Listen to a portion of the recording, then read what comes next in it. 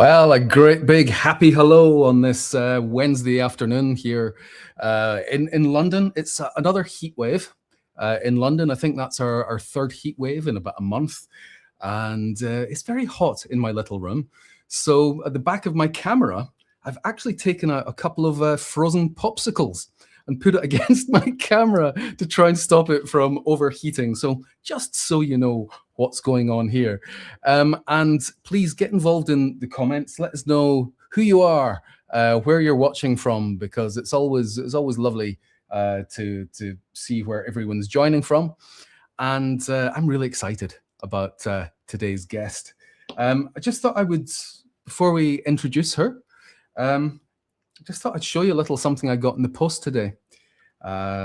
Where I'm going to be speaking at a business conference next week in just outside Manchester. And as a little thing for the conference, I've printed this little booklet, which is absolutely beautiful. 10 questions that every business leader needs to answer. And it's, a lovely little thing. It's just lovely having something physical. When I live in the world of digital so often, having something that you can touch and smell, and maybe if no one's looking, have a little lick, it's brilliant. So I love having physical stuff like that. Right, so let's see, who have we got here joining us? We've got Valerie from St. Louis. Hello. We've got Daniel here from Maitland, Florida. Brilliant. So other folk, as you come in, let us know where you're joining us from. And also, if you've got any questions, get involved in the comments. And for those of you who've got no idea who I am, hello, I'm Dave. I'm co-founder of the Gen AI Academy. And we help organizations get more value out of AI. And one of our experts, I'm so happy to be talking to her today, is going to be talking about what is a CAIO, which, if you've got any questions about that as we go, please put your questions in the comments. I'm going to be keeping an eye on them as we go through this. So without any further ado, let me find our sarcastic intro film, as we always have for our guests. And here's AI being sarcastic about our guest, Tiffany. Here we go. Settle down. Our next guest apparently found 15 years insufficient to just have one job, so she's been a global award-winning digital strategist, keynote speaker and serial entrepreneur instead. She once ran public participation across 22 government departments and helped Sir Tim Berners-Lee launch data.gov.uk because apparently the World Wide Web needed her input too. Now she's the UK's first public sector chief AI officer in Liverpool, while also running her own consultancy, co-founding another company, advising Google and the BBC, working with the Gen AI Academy, and writing columns in her spare time. Please slap your hands together repeatedly to welcome Tiffany St James. Woo! Yay! Welcome, Tiff. Intro. That's not bad, is it? It wasn't too insulting. Not at all. Now, Tiff and I have been friends for a long time, maybe about 20 years or so. And we've sort of done stuff together over the years. So it's lovely having you here and being able to ask you questions. Now, one of the things it didn't say there is that you've just finished your master's. Tell us about your master's. Oh, well, thank you. What a privilege. And thank you so much for inviting me on, Dave. It's great to see you. You're welcome.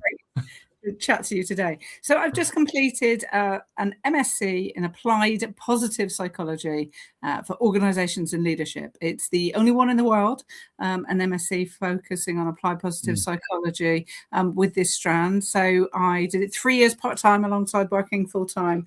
And I'm really interested in high-performing teams, particularly in the age of AI. And that's some of the work that I've been focusing on and how you build that in to the work of a CAIO. Okay, well, we will come to that. We will come to that as we go. First of all, CAIO. I mean, it's a bit of a mouthful. It does sound as if you're singing half of the old McDonald's song, AIAIO, when you're sort of saying what it is. Are there people calling it chow, or is it just CAIO? Is that it? Just I'm careful not to call it a chow because that'd be the letters in the wrong order. It should be Yeah. within that. And you call a CEO and a CFO a CFO. You know, and it's only one letter more. It's not too tricky. So my title is Chief AI Officer, and really gets abbreviated to CAIO more than anything else. So it's one of these titles that you know, lots of people seem to be putting on their business card now. It's very much a sort of growing title. In one sentence, if you could, what actually is it? What is the role of a CAIO? Because people know what a CFO's role is, they know what the CEO's role is, but this is something new, and a lot of people don't really quite understand what it encompasses. Yes, and my role is quite unique, and I can come on to that. I mean, a CAIO is a strategic position in an organization whereby you are looking at more than technology. You're looking at cultural change to be able to embed better working practices. So it's that marriage really between technology and culture is how I describe it. But largely the role that I do as a chief AI officer is different than many organizations that have it. So most organizations are largely focused on operational efficiency and productivity and using that human AI interaction. My role is the first in the UK, and it's a chief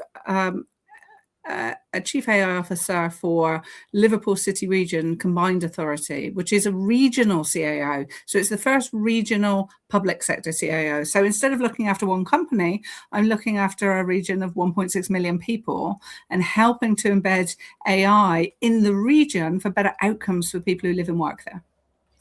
So what does that involve? Doing stuff like within the local authority? Is it about doing stuff out with the people? Is it about looking at things like how it's embedded into schools and programs like that? How does that come to life for your role? Thank you. So yes, there is an element of it which is operational efficiency and productivity, and luckily there are brilliant people already within the combined authority that look after that I work alongside or help steer or help feed into, if you like. But my role was very much 80% focused on the region. So as a combined authority, it's an economic unit that sits above a number of local authorities. In our region, it's 6. So we look after 6 local authorities. And while they're all doing brilliant digital delivery themselves, what we do as an economic unit is very much concentrate on power, infrastructure, and economic growth. So we have a brilliant head of digital services who's looking at actually how we use AI in the business for ourselves within a combined authority, but also making apps internally with our small DevOps team to be able to make better services for our 6 local authorities that we look after. And sometimes that is a traditional CAIO role with looking at AI too, but that work's all covered very well. So my role as a new position was to be able to look at embedding operational efficiency within the region. So I was given 3 pillars of activity, so 3 portfolios, if you like, that address that. One is transport, one is health and social care, and the other is education. So I'm looking at actually how can we use AIs in our schools and colleges and universities? How can we help teachers embrace AI strategically to make the best decisions for what technology they want to use to help pupil outcomes? Within that. In transport, we're lucky enough within our combined authority that we own much of the transport. So for my position, we're looking at actually, can we gather that data all together and look at pollution, sensory data around the region to be able to pull back in and direct traffic and organise our traffic facilities. Number 38 bus stops all the time. Why does it do that? And who's affected and how can we reroute it within that? And then with health and social care, it's looking at actually how can we improve some of the markers of which, as a region, we are perhaps below national standard, as well as pioneering in healthcare itself. So I'll stop there, but that is my remit, particularly. And in some organizations, you might have the CAO leading data and innovation and AI. And in some organizations, they're separate, but work quite closely together. Right. Now, there's elements there of things that we've seen even before AI came around. Like it started to be a big thing, I don't know, just over 10 years ago, we started to talk about smart cities and how we could use technology to help cities run more efficiently in all of these different areas, and how technology would then be able to create lines of communication that would lead to efficiencies. Is that also, it sounds as if there's parts of that in what you're doing, some of the sort of smart city philosophy? Yeah, I think that's absolutely right. I mean, smart cities have been around for 15 or so years. I remember speaking at a smart city event, right? It's not a new phenomenon, is it?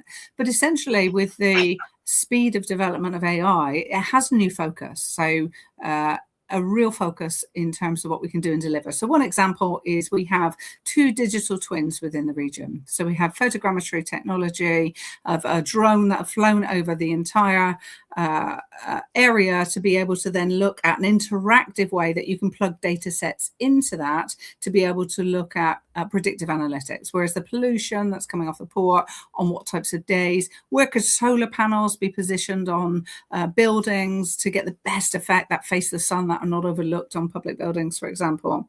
And then our second digital twin, Kudata, is a collaboration with South Korea, where we are looking at how can we do predictive analytics just for transport. So we're looking at actually how do we develop better intelligence to be able to route transport, predict transport. People might say, well, you can't possibly turn that park into an e-scooter pickup because we use it. And then you go, 15 people we used that park last month because you've got this evidence base for being able to look at how people are moving and how traffic's moving around your city region. Fascinating. And then education is something that obviously I'm quite passionate about. And I did write a book here that should be used by all of the schools in the Liverpool area for for kids on how to use AI to boost their education rather than to outsource it. So what is happening when it comes to schools? And do you have to consider the fact that kids aren't necessarily opting into this themselves? So what are the ethical issues round about using AI with kids, because they are obviously a different market that don't necessarily have the decision-making power for using the technology?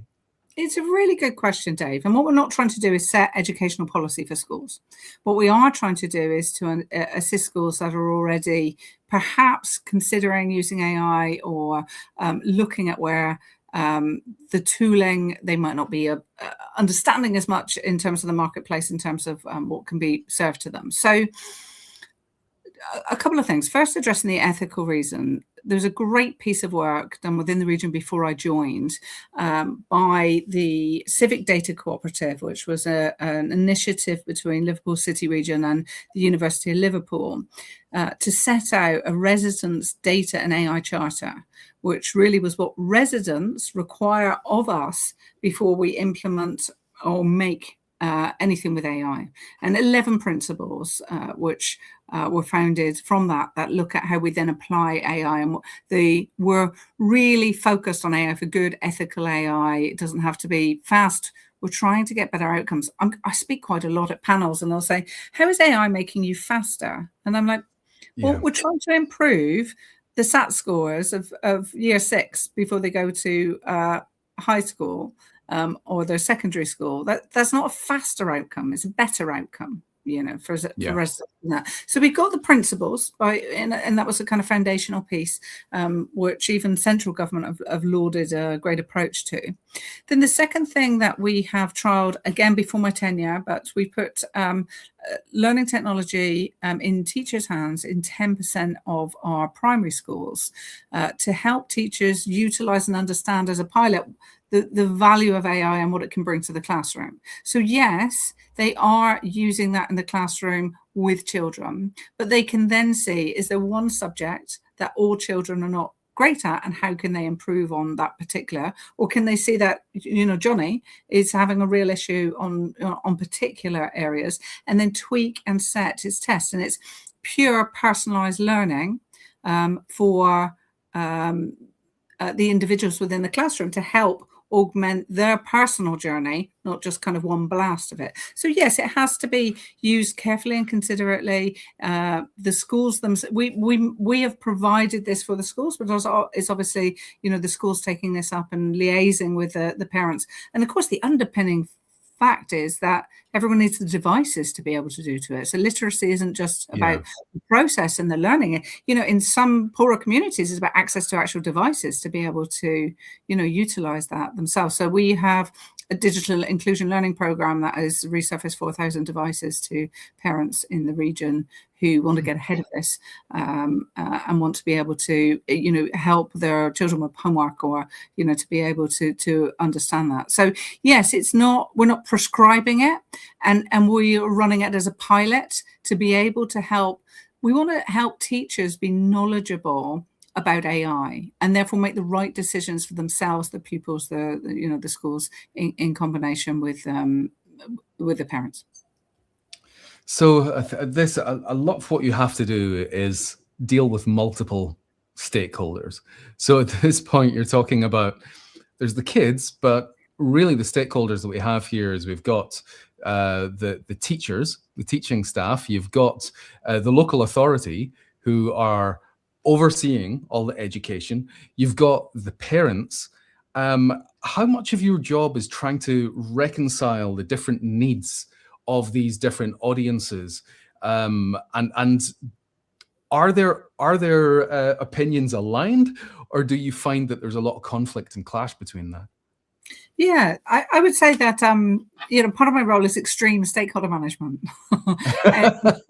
In terms of that, like an extreme sport, because you've got a variety of different competing interests in every project. You have got some people who, you know, love AI, and you've got some people who are absolutely anti-AI for all of the programs, not just the schooling programs that we're putting in place within that. So, and you have these multiple stakeholders, you know, but there's established project management processes for every different project having its own kind of stakeholder map, and looking at actually where are the people that you really need to work with, you know, as partners, and where perhaps you need to perhaps inform people as they're not as high interest in the projects that you're working with. So there's a little bit of, you know, robust, I would say, project management that underpins each of the projects and programs, and every stakeholder map is kind of different, of course. But, you know, the role of the CAIO in not just within my area, but within businesses themselves, this piece on stakeholder engagement is absolutely key. You know, getting your workforce, your audiences, in my case, a lot being brought along with you when they are at different stages of their digital and AI maturity, when they are at different opinions of what AI can help them with or hinder them with, different opinions about the societal impact of AI in terms of cognitive learning and offloading, and what it might do to our sustainability in terms of resources, is really, really varied. I mean, there's a couple of pillars. You know, it's not, for me as a CIO, about the technology. It's being a translator, understanding the technology enough that you can bring people along with you. It's that stakeholder management. It's governance infrastructure, not a governance project, not a governance piece, not a governance tranche, but it's looking at actually how do you, as you alluded to, you know, there's ethical considerations at every step of the way within this. And actually, it's not a single governance decision. It's looking at how do you need to procure differently? How do you need to work with suppliers differently when AI is what perhaps new stages do you need to account for in the way that you buy, work with, partner with organizations? And more than anything, it's a cultural change. So are you finding that with some of the stuff that I think that a lot of people have misunderstandings round about AI, and they're seeing it through their own particular filter? So, for example, you mentioned earlier that somebody had said that AI, they assumed, was about doing things faster, but as you were saying, it's about outcomes. It's about doing stuff better, which is what I encounter all the time talking to people, is that people in leadership particularly believe that it's all about productivity, it's about doing things faster and cheaper so that you can have an immediate, very literal dent on the bottom line, when in fact it's about doing it better, which gives you an advantage in the marketplace and differentiates you so that customers are more likely to choose you, is what you should be looking at. Do you find that you're encountering these kind of misunderstandings about AI? And what other kind of misunderstandings are you finding in the day-to-day job? Thank you. So certainly that, absolutely. Most people assume it's a technical role.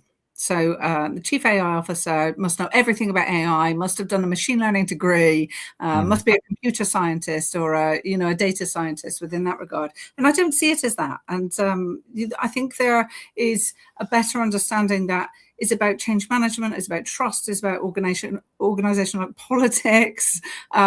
It's about, if you are hiring a CIO expecting, a technologist, then actually a technologist could fail at the job, which is much more rounded in terms of that, which is actually holistically changing the way in which an organization operates and bringing everyone along with you. So that's kind of 101. I don't believe it's a technical role. You need to be a translator of good technology. You need to understand technology, but it doesn't have to be a technical role. And many people will hire CIOs from a particular learning background, but miss out this kind of change management and the softer nuance of helping an organization or a business change. It's been very clear to me in this particular role, and I'm sure other CIOs struggle with this, that it's not the role of one person in the organization. Because I happen to have AI in my title, you're from everything, but actually it's saying digital. It underpins almost everything in a lot of organizations. So it's about, strategically leading AI, but actually working with all of the operational parts. We've got an Office of Public Sector Innovation who are also prototyping and looking at projects now. We've got a brilliant team in digital services, which are not just IT, but making of the apps for ourselves and for our local authorities, and strategically making us all work in smarter ways with AI. So, it'll span all kinds of different, our skills team with the region to be able to look at how we upskill businesses, parents, residents in AI. It spans, of course, learning and development internally to take our people alongside and build that kind of capability. So, people think it's one person, but it's really the entire organization. And therefore, it's the kind of strategic lead. Mine's slightly different, as I said, because I have this regional output. But essentially, one of the other misconceptions is like one person owns AI for the entire organization. I just don't find that could ever be the case with so much of it. And, people, it's not a destination role. People have said to me, oh, you'll be the head of algorithms next year. That'd be the new hot topic, I mean, we think about it in the last wave of technology. We've had, metaverse and NFTs and blockchain, and now we have AI, that transition went very quickly for a couple of years. And now I think, people have realized that AI is not going away like some of the other facilities haven't gone away, but they grabbed everyone's attention quite prevalently for a short amount of time. And I think that actually the role will change and shape. And the work that I'm doing this year, has already changed. I've been in post 8 months. And from 8 months looking at the 3 portfolios, I'm doing different work. I'm setting up AI test beds. I'm helping Liverpool move towards being a Liverpool City region, move towards being a smarter place. So it's even shifted for me in 8 months. So it's not a destination. Yeah. I can see here that we've been joined by somebody who is affected by the stuff that you're doing. Hello, Dave. Now, you'd mentioned there that, and Dave, if you've got any questions, please just pop them in the chat if there's anything you want to ask Tiffany. You mentioned there that the word digital and how, well, remember in the 90s, some of us got digital cameras and we started to see digital televisions, and there was digital radio, and digital was a word that was put in front of everything. And now we don't talk about digital cameras, we just talk about cameras, television, radio. Not that podcasts, I guess. But will AI be something that stops being something we focus on as it just becomes something that's embedded in whatever we do, like digital is? And does that mean that maybe in 5 years' time, the CAIO role won't even be worth existing anymore? It's a really valid point. If you look at great design, there's always that famous quote that I will get wrong and attribute wrong, but perhaps we can look it up and put it in show notes afterwards, which actually great technology is indistinguishable from magic, right? Yeah. That still rings true, and it rings true Arthur with C. AI. Clarke. There you go. It was one of the names I was going to name, but essentially with the AI, people don't care whether it's AI. They do care.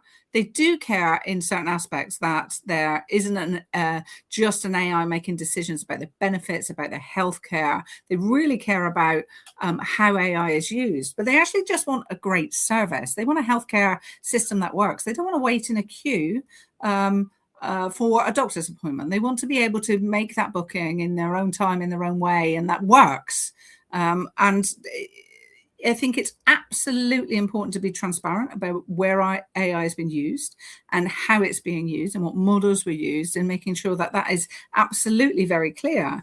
But people don't necessarily care as long as the service is working and working well for them within that regard. So does it need to be this role forever? No, not necessarily.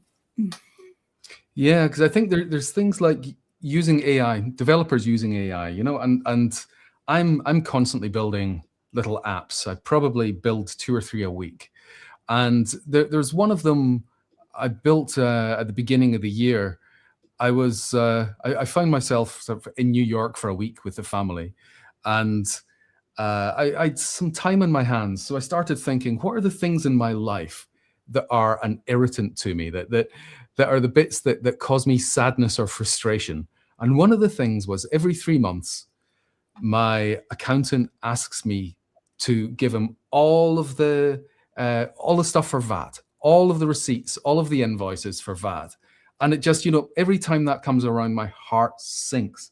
So I created an app to help with that makes it really, really simple for me to add all my stuff into one place. It adds it all up. It splits it into categories. It even sends a spreadsheet where everything is categorized and it knows whether VAT is included or not. And most of that does not involve AI. The only AI that is in there is if I am taking a photograph of a receipt, and then it goes to AI for basically OCR, optical character recognition, so that it can then be processed. And apart from that, everything is just an app. But it's AI that enabled me to do that, but it doesn't include AI itself. And I think that from when I'm talking to organizations about how AI can help them, a lot of the time they're assuming that everything they do then goes through an LLM, it goes through an AI tool, when in fact what AI has done is it's changed my workflow to allow me to create things that make my life better. Is that one of the things that you're sort of finding as well, particularly when we're looking at how developers maybe within an organization are working? Well, I think that's absolutely right. I mean, AI is not new. It's been around for 50 or 60 years or so, and we've gone through every iteration, haven't we, of kind of machine learning. It's generative AI, and it's explosion since November 2022, where ChatGPT and the large language models were put in people's hands for the first time. That changed how people's perception of AI. So a lot of the time, exactly as you say, you're talking about AI, and people's perception is this large language model, which is just a genre, a slice of that processing.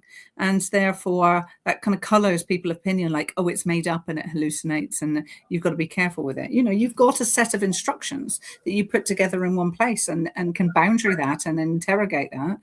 That's more of the machine learning. We're used to that from being directed through telephony, through our call centers, through our banking. We might not like that. We might always perhaps want a human, but obviously want to be able to have the information delivered to us at scale as well. So yes, I think there are all kinds of different ways in which AI can be used, but a lot of it doesn't have to be AI. It can be rules-based and machine learning that is underpinned that entirely.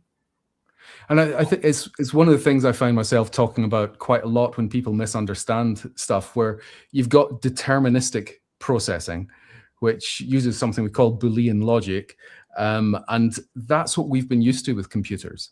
You know, you put the same results into a spreadsheet, the same figures into a spreadsheet, you get the same results. But AI is probabilistic, which means you get a different answer every time. And I think a lot of people don't realize that, which is one of the reasons why they've got so used to trusting computers that they're not checking the output when it's a probabilistic output. Is there anything that you're looking at that's to do with sort of fact checking and making sure that people know how to deal with AI output? Is that something you have to concern yourself with? It's absolutely critical, isn't it? So critical thinking in the age of AI is more necessary than critical thinking in the digital age that we were used to before, where we didn't have generative content. And what's super interesting is that if you look at workforces, I'm of a certain age where I used to go to work in an office every day and learnt by office osmosis of hearing my line manager, hearing and understanding how other peers pitched well to help my learning. And we've got a young generation coming into the workforce now where they're likely hybrid working, but also that they have AI tools at their fingertips for the very first time. And have been using that. And AI is becoming more polished in terms of its delivery, that it's easy to believe that it's also right because it's probably worded more magnificently in a way that we might drum up at 9 o'clock on a Monday morning. But it doesn't mean to say it's accurate. And that's where this critical thinking is absolutely key, because you need to be able to interrogate your outputs with human insight and say, is this bias? Is it bias from my prompt? Is it bias from the way that the machine's been or the large language model I'm using is being coded to start with? Is it accurate? Is it leaving out a subset of people? Is it therefore homogenizing a lot of the information? Is it dialing down the nuance of our brilliant human intelligence to provide a more generic answer because it's built on summarizing your notes or drawing information from the web and to be able to put it there? So critical thinking in the age of AI, the way in which that we as humans apply our brilliant insight to the output that we're given, particularly from generative AI, is so key. I need to bring in a question here from Dave, who is in Liverpool here. So I need to zoom in on this slightly so I can see. Right, I'm a lead teacher for computing at large secondary school in Liverpool across KS3 and KS5. I'm interested to know where LCR might develop more, that be Liverpool, might develop more links and networks into education and wider communities, especially where we have large changes coming up to the UK national curriculum, especially in computing. I'm all about supporting the talent pipeline. Do you have anything to say to Dave here? I have. And Dave, thank you so much for joining. Please feel free to connect with me on LinkedIn. I'd love to hear from you after this too. So this is exactly right. It's the early part of the role that I was talking about is looking at how do we work with educational establishments across the Liverpool City region. And part of the remit is that we want to be able to share with course leaders, with teachers, the strategic use of AI so that you're able to make the right decisions about what's useful and practical for you, because we know that anyone working in education is oversold every day by the technology that can be available to them. And they don't necessarily have the time or resources or capacity to be able to evaluate all of the different technology that is making very, very similar nuanced claims about what it can do and deliver. So it's a program of activity that we are currently working on. And yes, we are currently focused on head teachers in terms of the work that we're doing. But the larger piece of work is we're really concerned also about the talent pipeline. So we're working on a program of activity of understanding the job needs within our region across the next 3 to 5 years, which we know will change, not just technology jobs, of course, jobs of any industry, and then working with educational providers such as yourself and universities, higher than the school level, to be able to look at how can we start to look at micro-credentials, thin slicing that information into concurrent to curriculum or adjacent to the curriculum, knowing that we have no authority or power to change curriculum, to be able to help our future talent pipeline as well. So if you want to talk about this after they're here, I'd be delighted to have a chat with you about it. So thanks for joining, and thanks for your smart question. So I think we might have another teacher here as well, actually. Somebody, I'm guessing from the comment, might be a PE teacher. How do you think it will affect your workforce? Will AI be a skill that's expected for most roles eventually, even PE teachers? Well, I think it's interesting. So I'm not being prescriptive about this. But you are asking my personal opinion within this rather than the roles opinion. So what is interesting is that we've seen AI come into a variety of roles, whether it's coming into all roles. We have look at people who have more practical application and more practical roles, but the gardeners and the plumbers of the world that still do very practical work, still use AI in their planning or still use AI in their workflow to be able to manage their clients and their bills and the way in which that they do that and deliver it. So I am quite clear that AI is not utterly necessary for all roles, but it is a tool that is widely available and helpful used in the right way and navigated the right way that can assist almost every role. I'd struggle to think of a role that it couldn't help, even PE teachers, because it can help with your lesson planning, right? And it can help with how you perhaps managing how well perhaps some of your students are doing. So I would say, yes, I think in terms of workforce, it is everywhere. And there are people that are reticent to necessarily use it. And we're not prescribing policy of everyone should use it within that, but that's just my opinion. So yes, think valid in almost every role. Brilliant. And now I've got another question here. I love it when questions come in the chat from Daniel. On a remote view, CAIOs can't just manage AI tools. They have to manage the human impact. Generative AI changes workflows, stress, and decision-making. Where are we building the leadership and change management systems that keep this shift from eroding the human firewall? And I think with this question, maybe bring in your positive psychology masters in here when it comes to this. When we're looking at the human mind, the human brain, how we respond in social settings, how expectations shape our behavior, all of this stuff on top of the technology. What is your take on this one? Oh, thank you. This is one of my favorite subjects and a great question, Daniel. Thank you for sharing that here.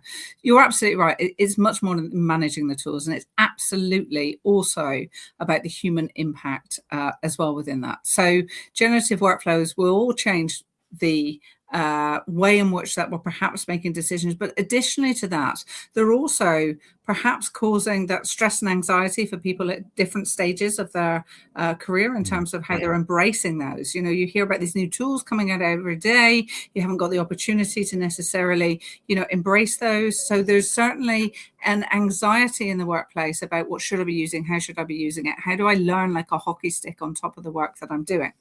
The work that I've been doing in positive psychology, alongside where that marries up with the CAIO's responsibility, targets just exactly. So I looked at high-performing teams and what are the attributes that make high-performing teams work really well and really strongly. And it's interesting that the largest study on this was done by Google back in 2013, Project Aristotle. 10,000 papers on the web about it that said high-performing teams, they need psychological safety. They need not to be under threat for some of the things that they share and not to have their work stolen. Now, that was debunked a year later by 2 psychologists, but the second study didn't get as much attention and not very many people know about it. And a group of psychologists did a bigger study, a meta-study, and said, actually, high-performing teams do need psychological safety to flourish, but some of them tank unless they have one other attribute. And that other attribute is called, in psychology terms, constructive dissent. So it is saying to leaders, you're wrong, I'm wrong, the strategy is wrong, I don't think we're doing this right. But for the premise of a principled rebel and someone who is doing that to further the aims of the business and further the aims of the project and the program, which is why it's constructive. So dissent, disagreeing with, but in a constructive fashion. And this is a bit that I think is really interesting, because for innovation to really flourish in an organizational context or in a regional context even, you need to be able to have these more open conversations about risk, particularly because large language models produce polished versions that sound right and aren't. So you need the critical thinking to apply to it. But additionally, you need to be able to have this really open basis where you are challenging the output and challenging the direction and considering, AI doesn't have to be the be all and end all of every decision that we make within an organization. And therefore, the piece that enables that better risk taking, in psychology terms, is called employee voice. So allowing people and setting the conditions in an organization that allow the people closest to the action to be able to have no fear of speaking up. And in a business, there are, you have a relationship and a dynamic between your line manager. You don't want to be seen to be critical. You've got a tight amount of time to get stuff done. But actually, these conditions, setting the conditions for innovation, is absolutely critical to be able to innovate and to be able to move forward. There's a difference in public and private sector with this, because private sector, you can incentivize people commercially to be able to kind of double down and get things done and evaluate and move forward perhaps at speed. Where in a public sector environment, we are focused on better outcomes, not necessarily speed of that, but actually it's absolutely critical for public servants to take more risks safely. And to be able to do that, we need the conditions to be able to do that. Now, that to me, it seems as if AI is maybe shining a spotlight, maybe amplifying the dysfunction within organizations, that if they are culturally dysfunctional in the sense of having fear, a lack of psychological safety within their teams, and if that they don't have strong leadership, and if they don't have like a proper support, then AI just makes that problem worse. And faster. Yeah, and faster. Yeah. Yeah.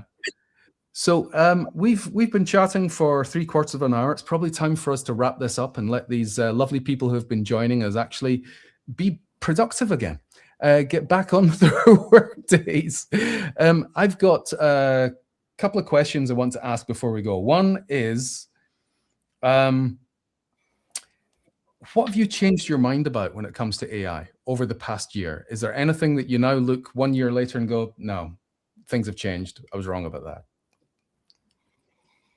It's a really good question. So there's two parts to that question. What have you changed your mind about, and what I might have been wrong about? And the two different things for me in terms of that. So AI has changed enormously just in the 8 months I've been in tenure. You look at the facilities that are brought out by something like Claude in terms of its co-working, the ability for anyone who's non-technical to be able to make their own apps. And you are technical, Dave, and you still make 2 or 3 a week, but people with no technical ability in terms of coding now make things and make their own pinch points and pain points become an awful lot smoother by a little bit of learning themselves and just putting the time in to be able to do that. But all of the information is there. So certainly